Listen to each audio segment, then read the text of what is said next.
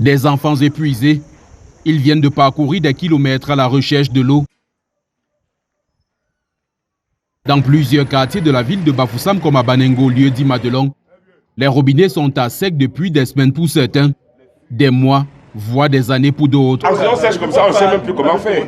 Mais juste qu'on patiente pour attendre aussi la saison de pluie. Même les enfants parlent l'école sans laver parce qu'il n'y a pas l'eau. Vrai. Voir le précieux liquide couler des robinets relève d'un miracle qui nécessite parfois des prières intenses, très rarement exaucées. Après 3 mois ou 6 mois que ça va couler, ça doit toujours être rouge.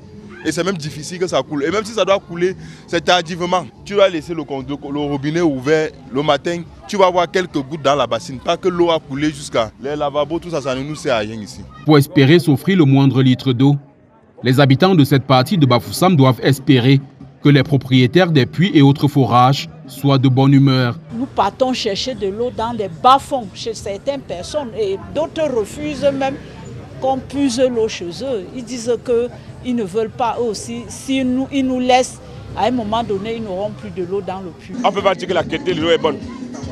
On fait avec ce qu'on a sur la main. Le quotidien de ces personnes sevrées d'eau est un véritable calvaire. Mon frère, ce qui est mauvais, c'est qu'il y a la douche. La douche, c'est dedans.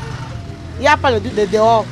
Je ne sais pas que peut dire. Il y a souvent que la croix pour verser dans la douche avant de chercher l'eau pour chasser.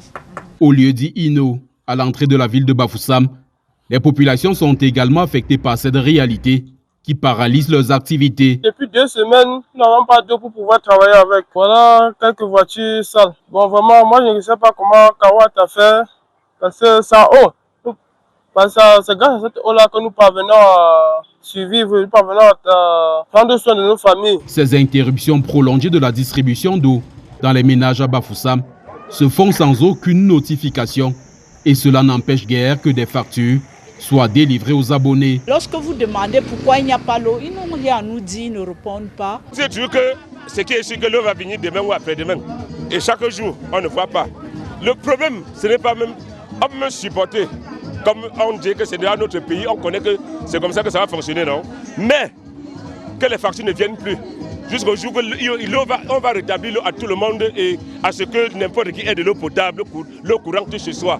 Vraiment, là, on peut un peu essayer d'accepter qu'on va payer cette eau-là comme ça se demande. À Bafoussam, capitale de la région de l'Ouest, une bonne partie de la population s'est dotée de grands récipients afin de profiter des rares fois que les robinets coulent pour faire des réserves.